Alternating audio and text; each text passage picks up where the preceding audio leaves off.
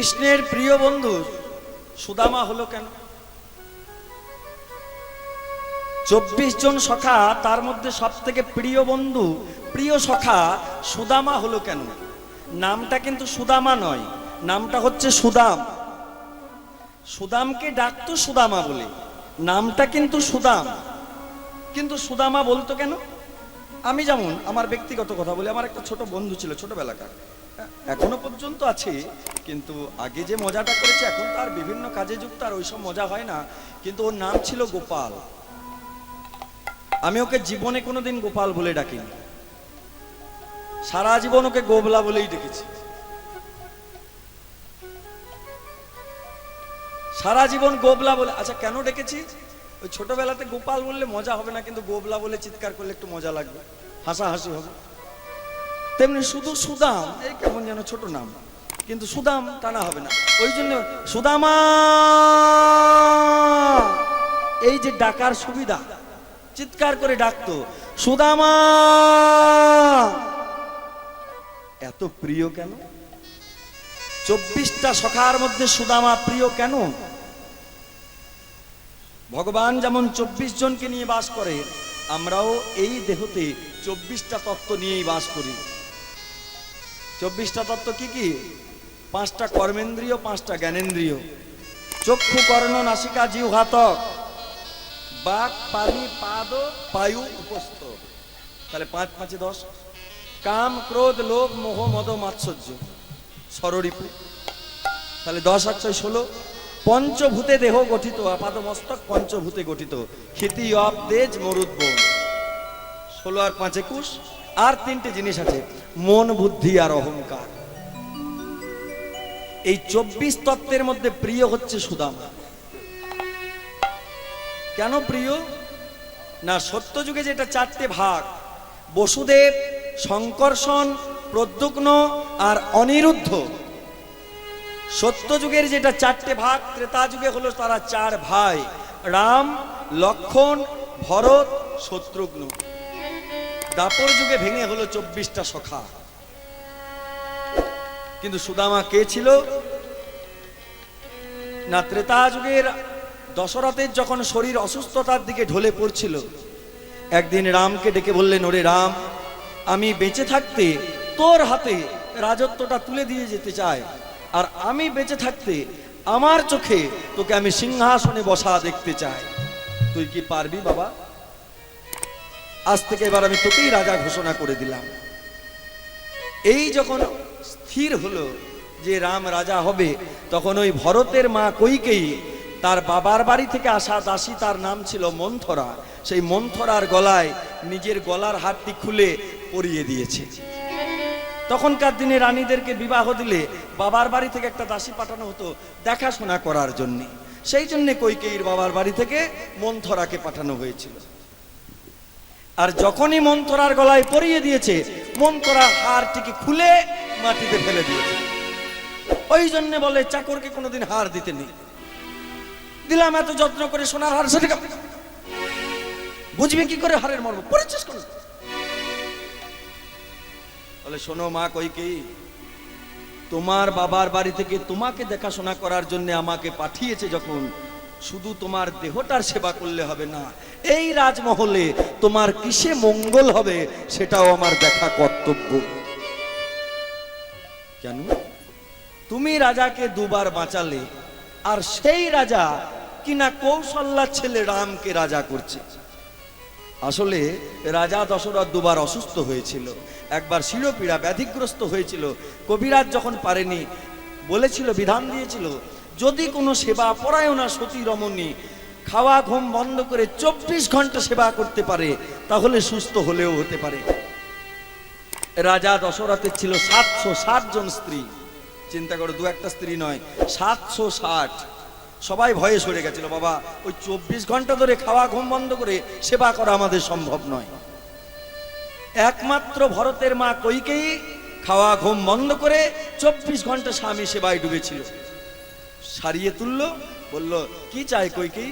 বলল, স্বামী সেবা করাটা আমার ধর্ম, তার জন্য কিছু লাগবে না, তুমি তো আমার স্বামী, যদি কোনোদিন কিছু দরকার পড়ে আমি তোমার কাছে চেয়ে নেব। আবার একবার রাজা দশরথের আঙ্গুলের অগ্রভাগে একটা ফোঁড়া, বিষ ফোঁড়া উঠল। কবিরাজ কোনো মতেই যখন ওষুধে ভালো করতে পারছে না, অবশেষে বিধান দিলেন, যদি কোনো সেবা পরায়ণা নারী জীবের লালারস দিয়ে ফোঁড়াটাকে ফাটাতে পারে মুখ দিয়ে, তাহলে আপনার রোগ সারবে, কিন্তু যে ফাটাবে তার প্রাণ চলে যেতে পারে। এই কথা শুনে রাজ অন্তঃপুরে 759 জন স্ত্রী সরে গেছিল ভয়ে।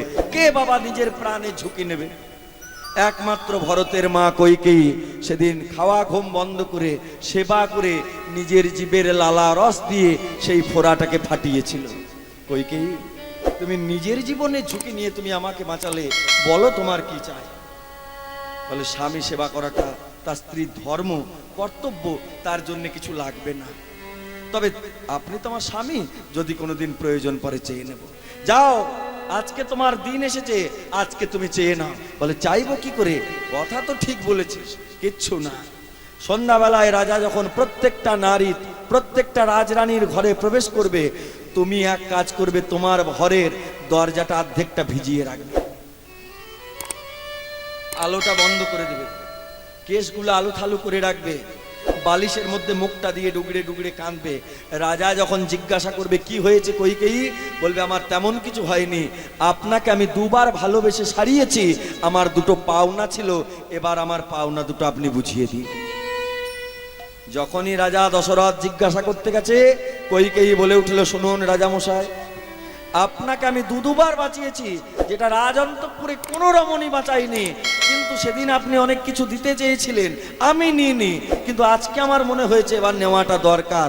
আপনি কি আমাকে দিতে পারবেন? নিশ্চয়ই পারবো, কারণ তুমি আমাকে যেভাবে যত্ন করে বাঁচিয়েছো এটা কেউ পারেনি, আমি নিশ্চয়ই তোমায় দিতে পারবো। বলো তোমার কি চাই? দিতে কিন্তু হবে। দুবার ভালো করেছি, একটা শর্ত হচ্ছে, রামকে যে রাজা করেছেন তার পরিবর্তে রাজা হবে আমার সন্তান ভরত। আর একটা কথা, ভরত যেহেতু রাজা হবে, রাম বাড়িতে থাকতে পারবে না। রাম যদি থাকে, আমার ছেলে সিংহাসনে বসবে না। তার জন্য রামকে 14 বছরের জন্য বনবাস পাঠাতে হবে। বলে হরি বল।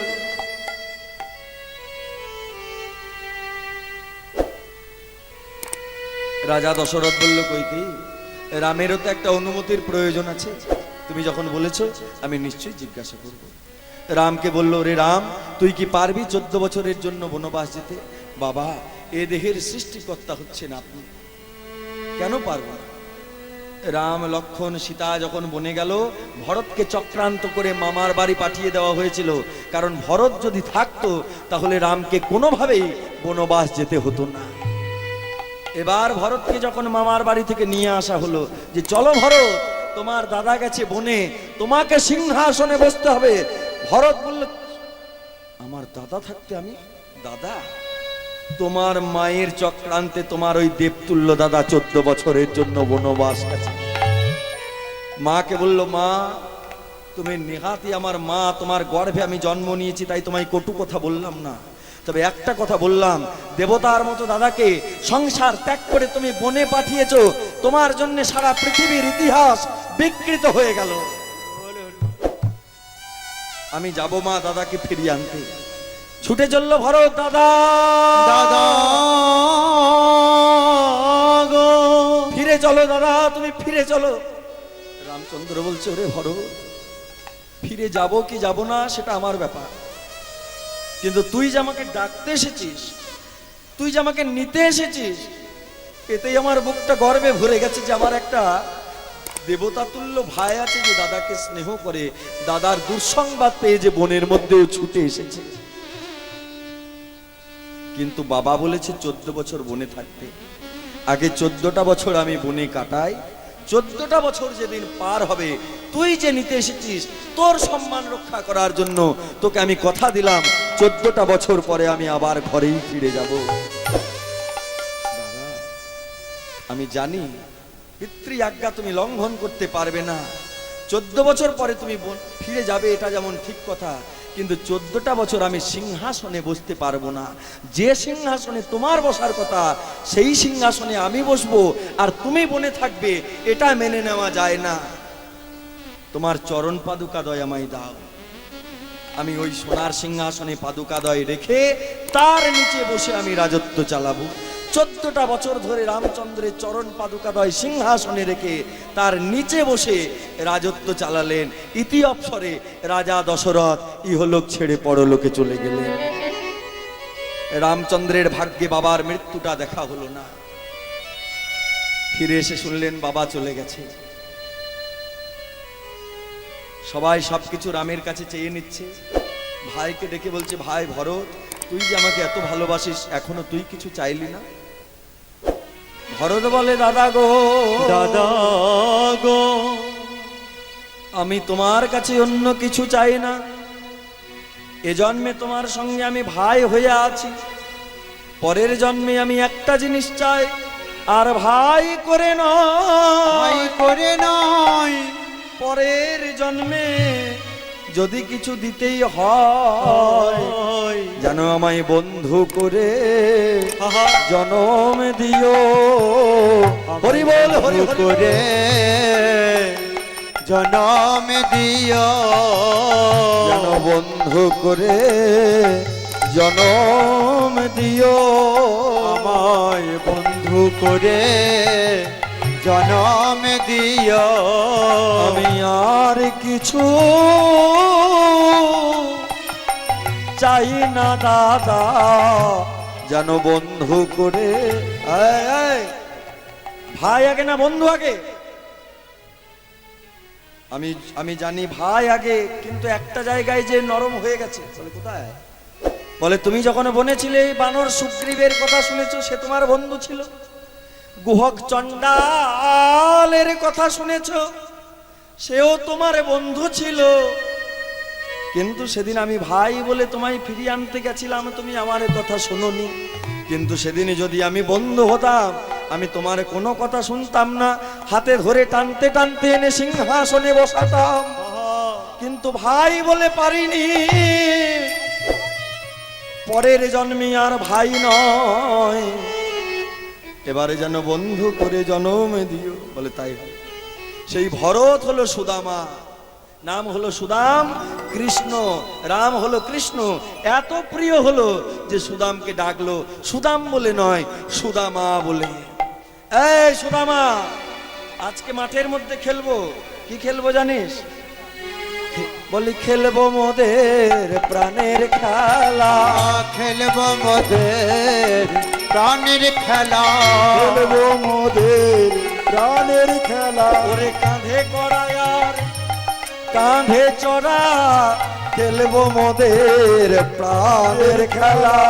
কাঁধে করায়ার কাঁধে চড়, খেলবো মোদের প্রাণের খেলা। এই, কাঁধে করবে কে? এদিকে শোন শোন শোন, কাঁধে করবে কে আর কাঁধে চড়বে কে? এ তো সমস্যা। একজনকে তো চোর হতে হবে যে কাঁধে চাপাবে। বলে এক কাজ কর, কেউ তার জোর করে চোর হবে না। ওই গাছ থেকে 24টা পাতা নিয়ে একটা পাতা ছিদ্র করে দে, ওই ছিদ্র পত্রটা যার ভাগে পড়বে সে হবে চোর, আর তার কাঁধে চাপবো। ভগবান কত চালাক, চিন্তা করুন। ছিদ্র পত্রটা ছলনা করে ভগবানই নেবে, কেন জানো?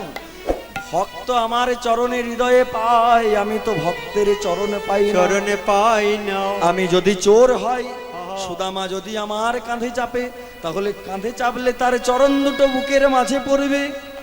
আর চরণের ধুলা যদি পাই, পরের জন্মে আমি আবার ভক্ত হতে পারব। এই বলে 24টা পাতার মধ্যে একটা পাতা ছিদ্র করে পাতাগুলোকে এলোমেলো করে বাদ দিচ্ছে। এই নে।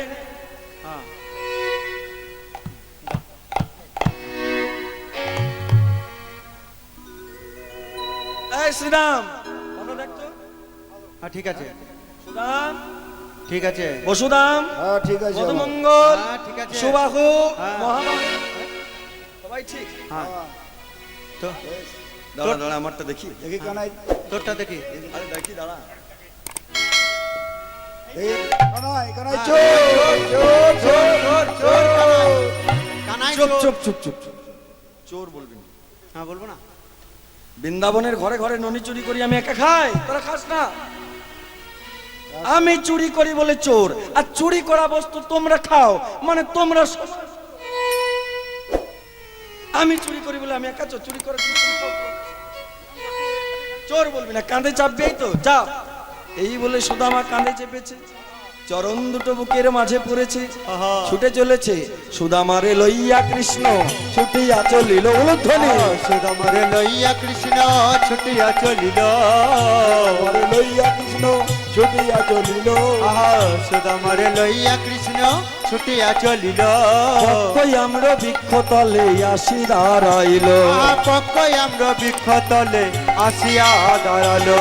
কই আমরা বৃক্ষ তলে আসি দাঁড়াইল। আহা পক্কই আমরা বৃক্ষ তলে আসিয়া দাঁড়ালো। এই কানাই, এখানে দাঁড়া, পাকা আম ফলেছে। হ্যাঁ, এদিকে শোন, একটা আম পাক। শোন সুদামা, আগে তুই খাবি না, আগে আমাকে দিবি। সুদামা বলছে না কানাই, তোকে আগে দেবো না, আমি আগে এক কামড় খাই তারপরে তোকে দেবো। দেখুন কত অনুরাগ। কানাই বলছে না সুদামা, আমি আগে খাই। না কানাই, কংস রাজা বড় দুষ্টু, একদিন তোকে মারার জন্য পুতনার বক্ষে বিষ মিশিয়েছিল। না জানি বৃন্দাবনে ফলের মধ্যেও বিষ মেশাতে পারে। সেই বিষ মেশানো ফল খেয়ে তুই যদি মরে যাস, তোকে বাঁচাতে পারবো না, কিন্তু আমরা যদি মরে যাই তুই বাঁচাতে পারবি। তাই আমি আগে খাই তারপরে তোকে দেব। এই বলে সুদামা এক কামড় নিয়ে কৃষ্ণকে দিয়েছে। কৃষ্ণ এক কামড় নিয়ে এটো ফল যখন সুদামাকে দিচ্ছে, বাহ কানাই, আমি যখন আমটা খেলাম মিষ্টি লাগলো, কিন্তু ওই মিষ্টি আম তুই যখন খেলি তখন আমের স্বাদ আরো দ্বিগুণ মিষ্টি হয়ে গেল। তোর মুখে কি জাদু আছে রে? বলি তোর এঠো বড় মিঠো লাগে ভাই রে কানা।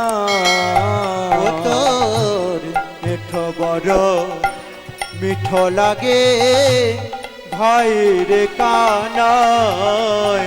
খাইতে বড় সুখ পাই, তাই তো তোর এঠো খাই। খাইতে বড় সুখ পায়,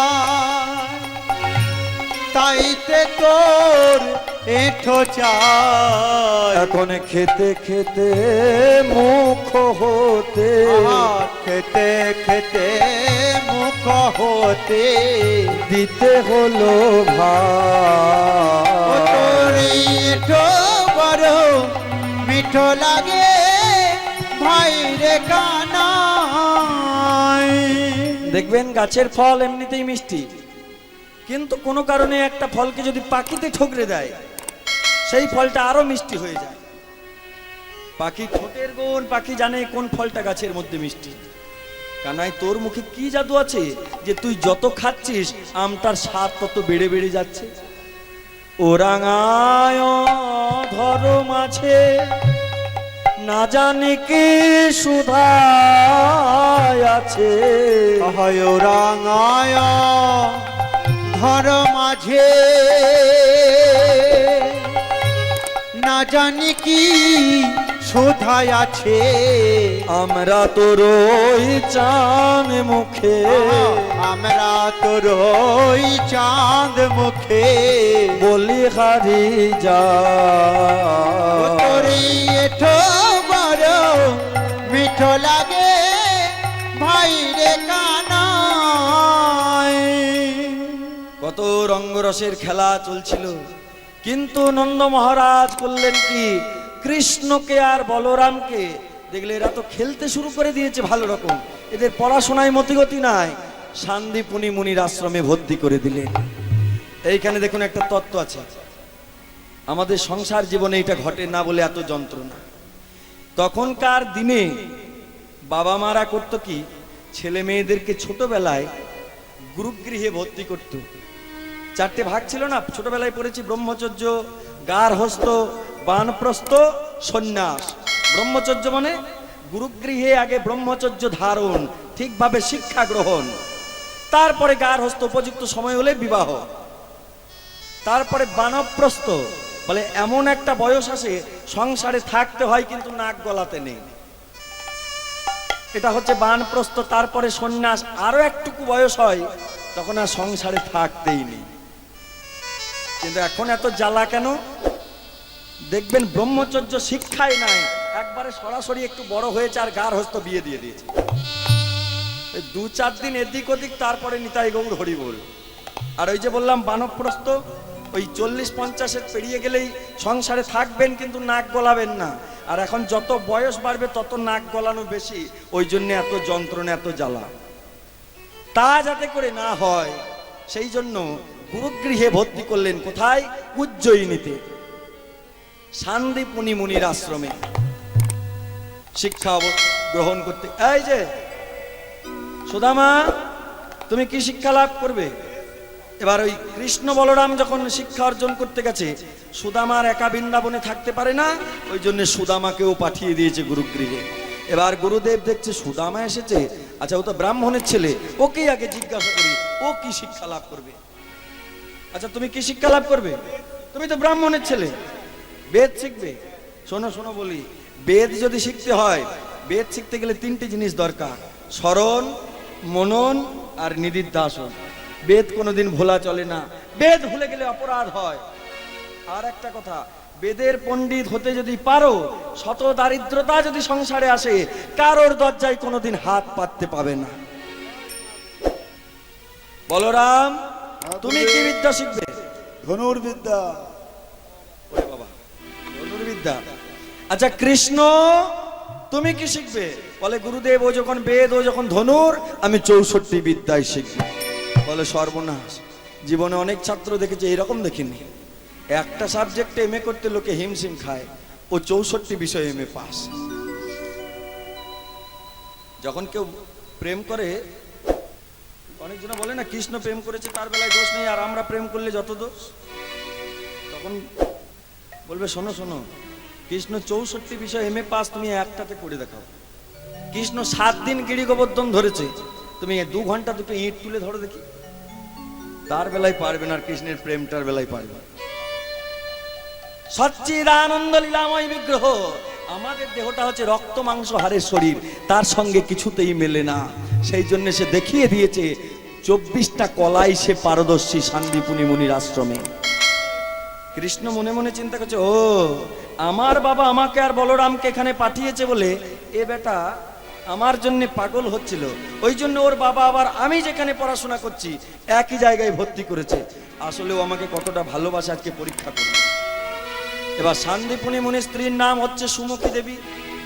ছেলের জন্মদিন, কৃষ্ণকে বলল যা, সুদামাকে বলল যা, এক কাজ করো, ওই বন থেকে শুকনো কাঠ কুড়িয়ে নিয়ে আয়। কৃষ্ণ মনে মনে চিন্তা করছে, আজকেই সুযোগ ভক্তকে পরীক্ষা করা। আমি বরং এক কাজ করি, ও দাদা তুমি আজকে যাবে না কাঠ কুড়াতে, আমি আর সুদামা যাব, ওতে করেই কাঠ নিয়ে চলে আসবো, তোমার কোনো চিন্তা নেই। সুদামা আর কৃষ্ণ গেছে গভীর বনে কাঠ কুড়াতে। গুরুমা দিয়েছে গোটা কত নাড়ু আর একটু জল। সুদামা বলছে, কানাই বনের ভিতরে আমি যখন কাঠ কুড়াবো, তুই গাছের তলায় বসবি, তোকে যেতে হবে না। কিন্তু দেখিস তুই তো আবার খুব পেটু, নাড়ুগুলো সব খেয়ে নিস না, আমার জন্য একটা রাখিস, আর জল একটু রাখিস, খা। কৃষ্ণ সব খেয়ে নিচ্ছে, একটাও রাখছে না। এইবার সুদামাকে পরীক্ষা করার জন্যে সুদামা যখন গভীর বনে প্রবেশ করেছে, কৃষ্ণ জঙ্গলের মধ্যে শুরু করে দিলেন ঝড় বৃষ্টিপাত। হঠাৎ কালে নিষ্ঠুর হইল ঝড় বরিশান, হইল ঝড়ে বজ্রপাত মহাঘোর ঘন গরজন, দেখে ঘন গরজন, অস্ত গেল দিবাকর ঘোর অন্ধকার, দেখে ঘোর অন্ধকার, দস্তি কাচ্ছা দিল না দেখি সঞ্চার, না দেখি সঞ্চার, উচ্চ নিচ কিছুই না দেখি দেখি জলময়, এ কোথায় ছিল না ছিল নির্ণ, না ছিল নির্ণয়, সুদামা সুদামা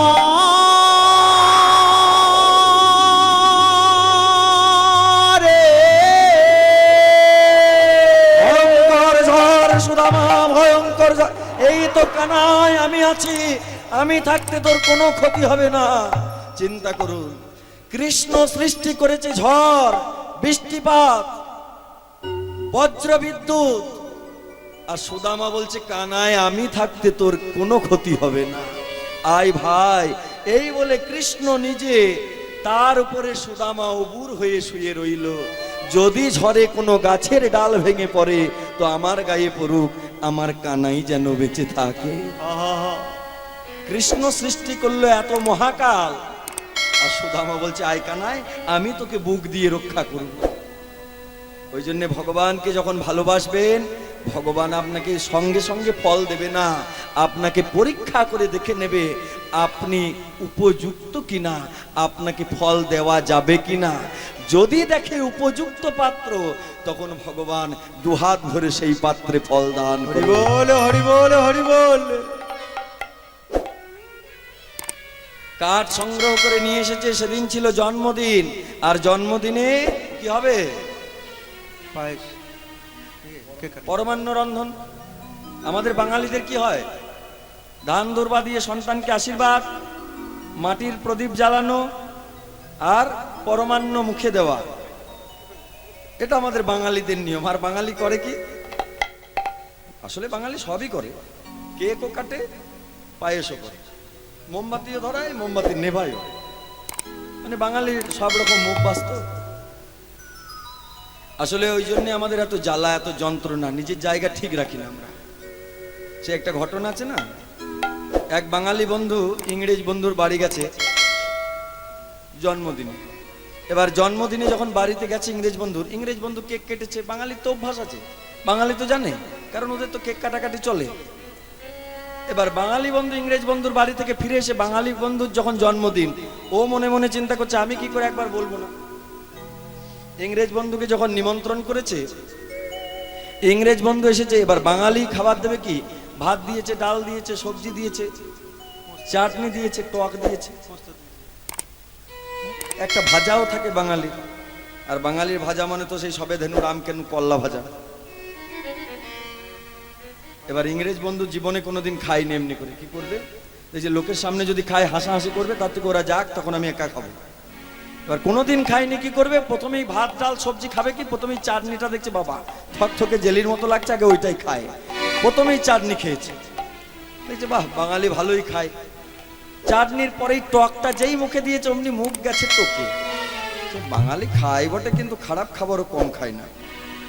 এই করতে করতে এদিক ওদিক করে সে ভাজা, ওরা ইংরাজিতে বলে স্ন্যাক্স, ভাজা আর সবেধেনু কল্লা ভাজা ভাবছে এই হাতে নেবো আর এই হাতে ছুঁড়ে ছুঁড়ে খাবো।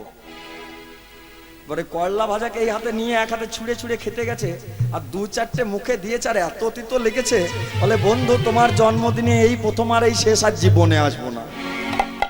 আচ্ছা বলুন, যে খেতে দিয়েছে তার দোষ না যে খেয়ে খাচ্ছে তার দোষ?